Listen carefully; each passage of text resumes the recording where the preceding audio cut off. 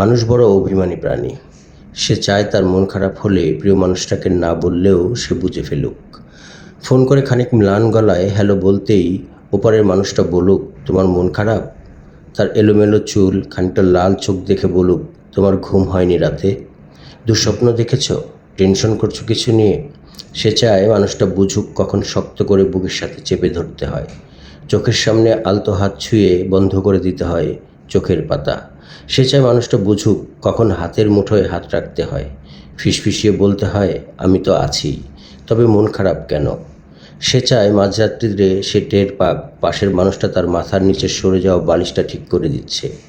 শেষ রাতে যখন খানিক হিম নামে তখন জড়িয়ে দিচ্ছে ওম চাদরে।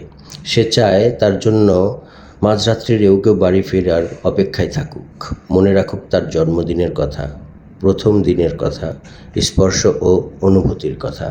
সে চায় তাকে ছুঁয়ে দেখতে গিয়ে কেউ মিথ্যে মিথ্যি অজুহাত বানাক, কেউ কপাল ছুঁয়ে বলুক, দেখি দেখি তোমার জ্বর নয় তো।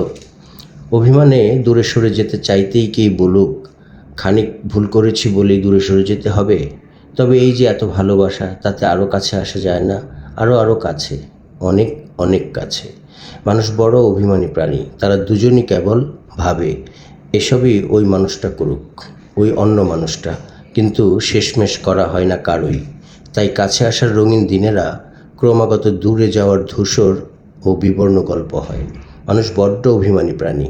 অভিমান এসে ক্রমশ দূরে চলে যায়, বুকে পাশে রাখে এক সমুদ্র আক্ষেপ।